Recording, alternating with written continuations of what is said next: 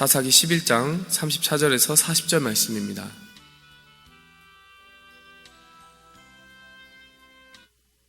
입다가 미스바에 있는 자기 집에 이를 때에 보라, 그의 딸이 소고를 잡고 춤추며 나와서 영접하니 이는 그의 무남 동료라. 입다가 이를 보고 자기 옷을 찢으며 이르되 어찌할꼬 내 딸이여, 너는 나를 참담하게 하는 자요, 너는 나를 괴롭게 하는 자 중에 하나로다. 내가 여호와를 향하여 입을 열었으니 능히 돌이키지 못하리로다 하니, 딸이 그에게 이르되 나의 아버지여, 아버지께서 여호와를 향하여 입을 여셨으니 아버지의 입에서 낸 말씀대로 내게 행하소서. 이는 여호와께서 아버지를 위하여 아버지의 대적 암몬 자손에게 원수를 갚으셨음이니이다 하니라. 또 그의 아버지에게 이르되 이 일만 내게 허락하사 나를 2달만 버려 두소서. 내가 내 여자친구들과 산에 가서 나의 처녀로 죽음을 인하여 애곡하겠나이다 하니, 그가 이르되 가라 하고 2달을 기한하고 그를 보내니, 그가 그 여자친구들과 가서 산 위에서 처녀로 죽음을 인하여 애곡하고 2달 만에 그의 아버지에게로 돌아온지라. 그는 자기가 서원한 대로 딸에게 행하니 딸이 남자를 알지 못하였더라. 이것이 이스라엘의 관습이 되어 이스라엘의 딸들이 해마다 가서 길앗 사람 입다의 딸을 위하여 나흘씩 애곡하더라. 아멘.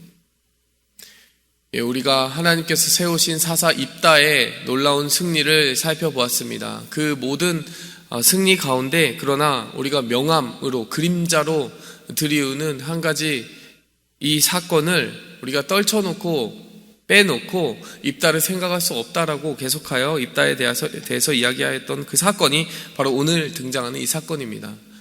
입다가 전쟁에 나가기 전에 서원을 해놓은 거예요. 누구든지 자기 집에서 처음 마주치는 그 사람, 하나님께서 평안하게 전쟁을 이기게 해주시고 평안히 집에 돌아가게 하시면 집에서 처음 마주치는 그 사람을 번제로 드리겠다라고 하는 그 언약을, 서원을 해버렸는데, 오늘 그 서원의 결과가 어떻게 됩니까? 자신의 집에 돌아갔더니 무남 동료, 하나밖에 없는 자신의 가장 사랑하고 아끼는 딸을 마주치게 된 것이죠. 그래서 지금 입다는 한탄하고 있습니다. 옷을 찢으며 어찌할꼬 내 딸이여, 너는 나를 참담하게 하는 자로다. 너무나 가슴이 아프게도 자신의 서원을 지키기 위해서는 자신의 손으로 자신의 아끼는 딸을 죽여야만 하는, 번제로 바쳐야만 하는 이 끔찍하고도 가슴 아픈 비극의 현장 가운데 지금 입다가 처하게 된 것입니다. 여러분, 입다가 여러 가지 좋은 면이 많이 있다라고 그랬어요. 의리를 지키는 면도 있고요. 의리를 잘 지키고 정말 하나님 앞에서 살아가는 모습을 오늘 어떻게 보면 이 말씀 속에서도 볼 수 있습니다.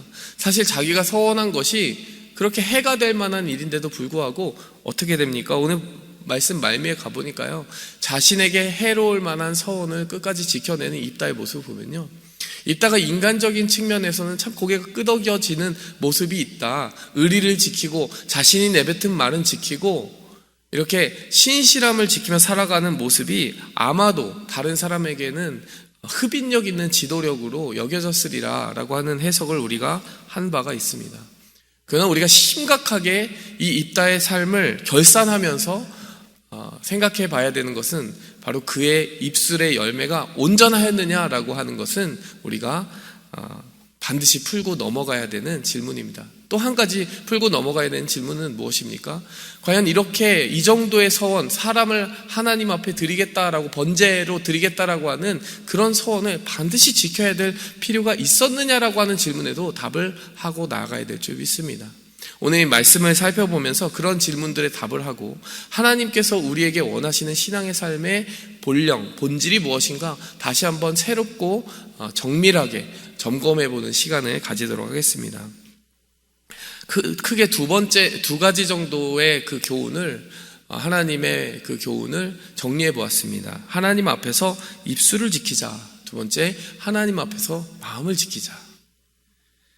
자, 이 입다의 모습을 보면서 저는 어떤 생각을 했냐. 이 모든 이야기가 다 처음부터 시작부터 끝까지 입술로 흥하고 입술로 망하는 모습을 보여주지 않았느냐라고 하는 생각을 하게 됩니다.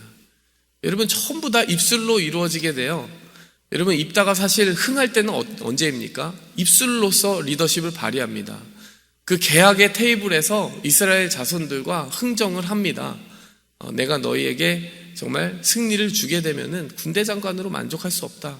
뭐 이렇게 입을 가지고 이야기한 것은 아니지만요, 한번 그들이 군대 장관직을 제안했을 때 그것을 거절함으로 말미암아 몸값을 올리고, 그래 그러면은 내가 길앗 지파의 머리가 되게 입다 너를 세워주겠다라고 하는 그 길앗 장로들의 말을 끌어냅니다. 그 말을 끌어내고 협상 테이블을 유리하게 만들어요. 또 협상 테이블에서 유리한 고지를 선점하는 장면은 우리가 지난 시간에 살펴보았습니다. 암몬 왕과 딜을 할 때, 계약을 할 때 뭐라고 해야 되죠? 그 논쟁을 벌일 때도 입다가 굉장히 입술을 사용하는 데 능한 모습을 보여줍니다. 이스라엘의 역사를 쭉 훑어가면서요, 암몬 자손의 땅을 우리는 취한 적이 없다. 우리는 정당하게 그 위에 있는 아모리 왕 시온과 대적하여서 싸우고 그 땅을 취한 것뿐이다. 너희가 이제 와서 300년 동안 점유하고 있는 그 땅에 이제 법적으로 달라고 돌려달라고 하는 것은 법적으로도 온당치 않은 일이다. 여러분, 정말 우리가 논리적으로 탄탄하게 준비되었던 입다의 모습을 보게 됩니다. 여러분, 이것은 입다가 참 구변에 능한 사람이었다. 무용에 능해서 정말 무력을 사용하는 데도 능한 사람이었지만 구변에도 능한 사람이었다는 것을 우리가 살펴보는 한 대목들이었어요. 이스라엘 자손들과 딜을 할 때, 그리고 암몬 왕과 논쟁을 벌일 때 입다의 그 입술에 화려한 논쟁의 그 기술들이 등장하게 됩니다.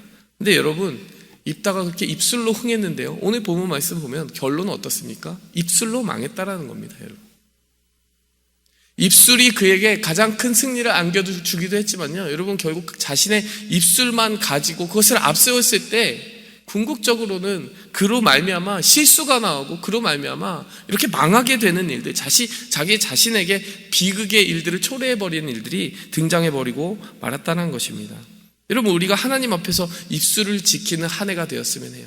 여러분, 그것을 가장 처음 적용할 수 있는 방법은 무엇이냐? 여러분, 아무리 우리가 말에 능한 자라도 말에 실수가 없을 수 없다는 것입니다. 야고보서 말씀도 그렇게 말하고 있지 않습니까? 우리가 다 입술에 온전한 자가 아니다, 말에 온전한 자가 아니다, 실수가 많다. 그렇기 때문에 가급적이면 과신하지 않는 것이 좋다라는 것입니다. 우리 입술을 과신하지 않는 것이 좋다라는 것입니다.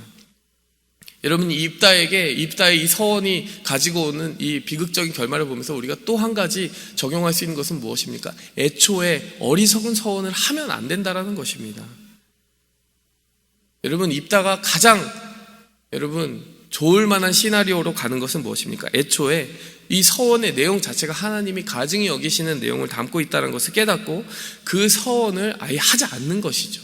레위기 18장 21절 말씀에 자녀를 불로 통과하게 하여 몰렉에게 바치는 것은 하나님이 가증히 여기시는 일이고 하나님을 욕되게 하는 일이라는 것이 분명히 등장하여 있습니다. 자신이 말하려고 하는 것이 하나님의 말씀과 맞아 있는지를 처음부터 점검해 보았다면 그는 이 어리석은 서원을 하지 않았을 것이라는 것입니다. 여러분, 그런데요, 시작만 그렇게 하는 것이 아니라 사실은 지금 이 순간에도 입다는 그 서원을 지키지 않을 수 있지 않았을까? 저는 이렇게 해석하는 신학자들의 말에 동의하는 편입니다. 무슨 말입니까? 서원을 하였다고 다 지켜야 됩니까? 여러분, 입다가 지금 이 장면에서 물론 서원을 지키고 의리를 지키려고 하는 그 모습 자체는 굉장히 옳아요. 좋아요. 하나님이 기뻐하실 만한 부분입니다. 그런데요, 서원 자체가 하나님의 말씀과 위배되지 않습니까? 서원 자체가 이게 하나님의 성품과 의향과 맞는지 묻지도 따지지도 확인도 하지 않은 상태에서 서원을 한 것 아닙니까? 그렇다면 지금 이 순간에 입다가 해야 되는 그 탈출구가 있습니다. 탈출의 방법이 있습니다. 그것은 하나님, 제가 서원을 하였는데 하나님의 말씀을 살펴보지 않고 서원을 해서 하나님의 말씀과 위배되는 서원을 해버리고 말았습니다. 이 서원을 지키는 것이 오히려 하나님을 욕되게 한다는 것을 알았습니다. 하나님의 성품과 의향과 말씀과 어긋나는 서원을 한 것을 용서해 주시옵소서. 회개하며 나아가야 되는 것이죠. 서원을 철회해야 되는 것입니다. 이것은 서원을 철회한다는 차원이 아니라 하나님의 말씀에 위배되는 약속을 철회한다라는 의미를 가지고 있는 것이죠. 그러니까 여러분, 우리의 입술을 지킨다는 것, 말의 열매를 지킨다는 것은 크게 세 가지 프로세스를 가지고 있다는 것을 우리가 알아야 됩니다. 첫 번째로요, 하나님의 마음을 받아서 내 마음을 먼저 지켜야 되는 것이에요. 하나님의 말씀과 내 마음이 먼저 일치돼야 됩니다. 입다에게 이것이 있었습니까? 입다가 그 서원을 할 때 내가 전쟁에서 이기고 돌아오면 내 딸을 죽여서 하나님께 번제물로 바치겠다라는 서원을 할 때 하나님의 말씀과 그의 마음이 일치되어 있었냐라는 거예요. 첫 단추부터 안 껴져 있었잖아요. 그 맞아져 있지도 않은 말을, 하나님의 말씀과 맞아져 있지 않은 상태의 그 마음을 가지고 함부로 말을 해버리고 말았으니 시작부터 잘못된 것이죠. 우리가 입술을 지키기 위해서는 먼저 내 마음이 하나님의 말씀과 싱크를 이루어야 된다는 거예요. 일치됨을 이루어야 된다는 것입니다. 사실은요, 말을 어떻게 잘하느냐보다 더 중요한 것이 내 마음이 하나님의 말씀과 맞아져 있느냐가 중요하다는 것이에요. 두 번째로는 내 마음이 내 말과 일치돼야죠. 이 부분에 있어서는 입다는 잘하고 있어요. 자기에게 있는 어떤 마음을 속여서 말하지도 않습니다. 자신이 말한 것은 또 입술에 그대로 표현한 대로 사람들에게 약속한 그대로 액면가 그대로 진실이에요.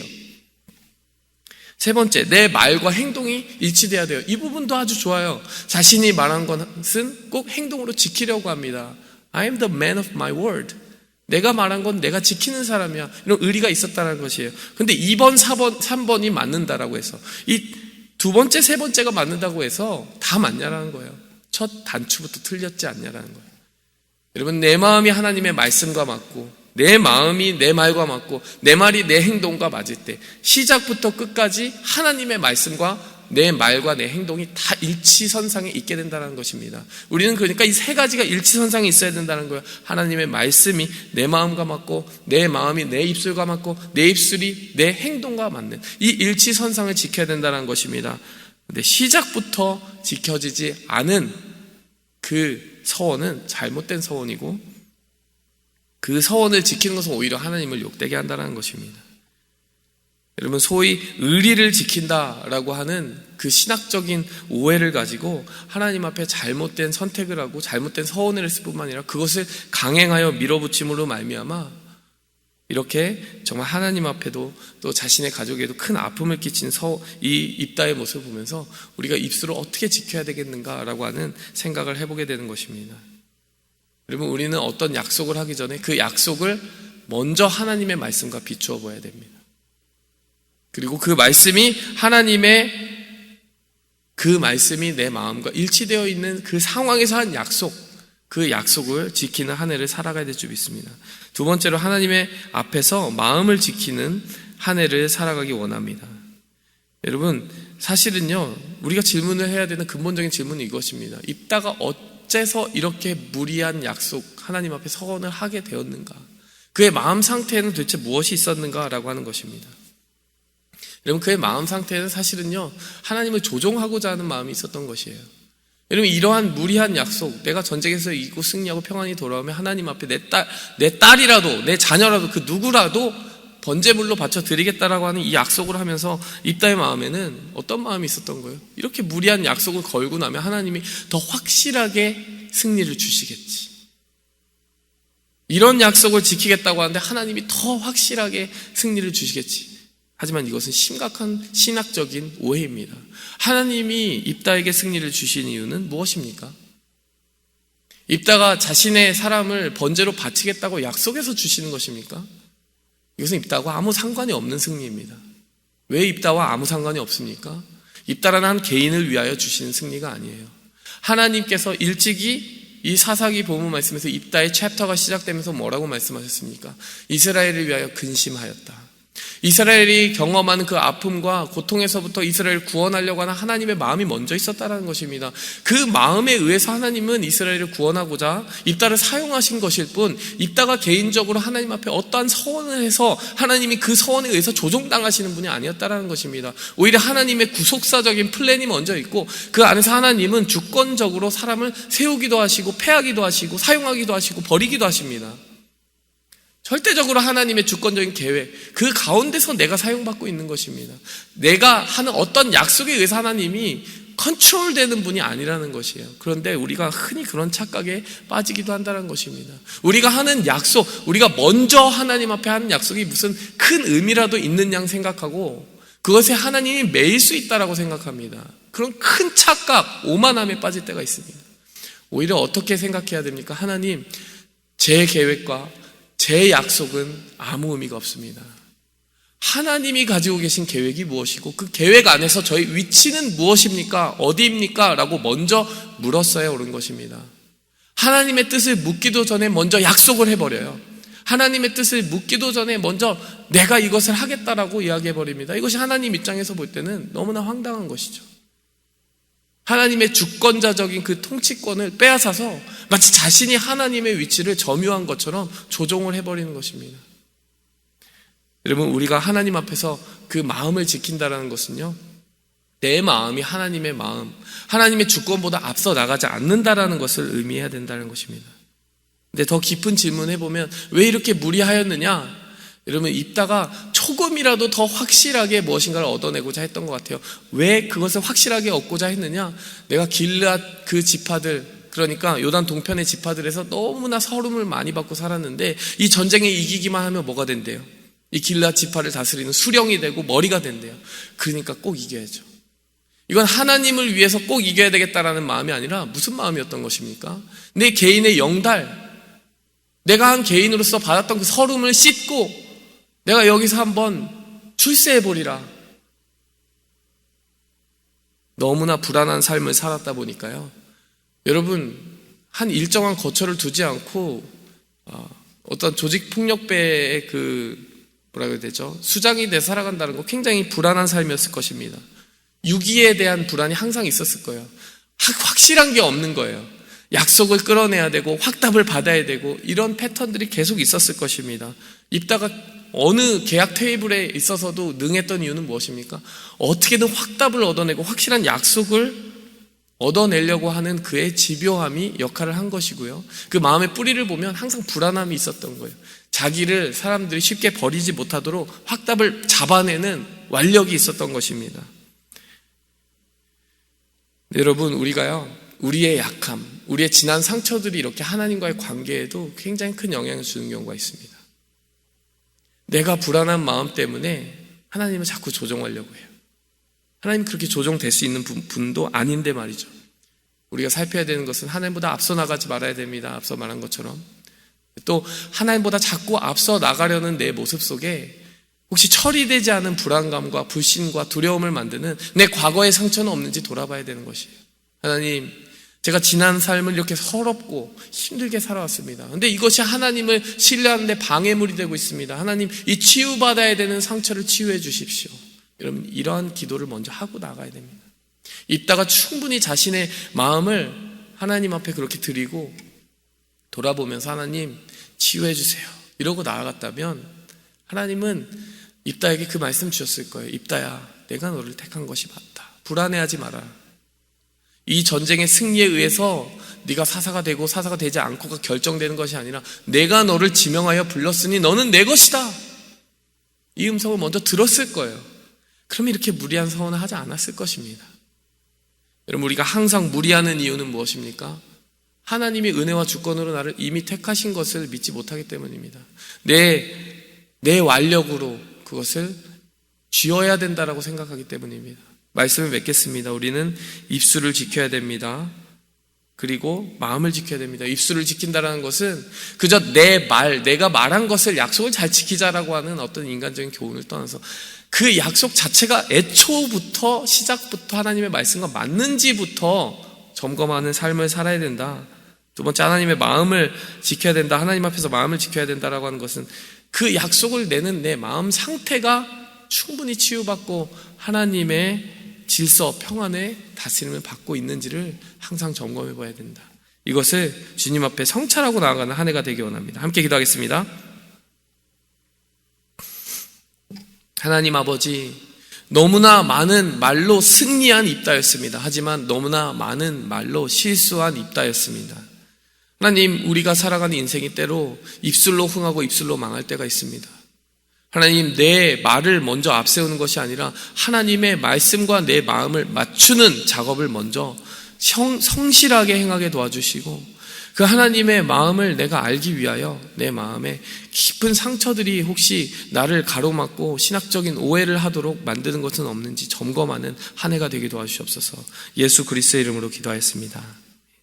하늘에 계신 우리 아버지여, 이름이 거룩히 여김을 받으시오며 나라의 마옵시며 뜻이 하늘에서 이룬 것 같이 땅에서도 이루어지이다. 오늘날 우리에게 일용할 양식을 주옵시고 우리가 우리에게 죄 지은 자를 사하여 준 것 같이 우리 죄를 사하여 주옵시고 우리를 시험에 들게 하지 마옵시고 다만 악에서 구하옵소서. 대개 나라와 권세와 영광이 아버지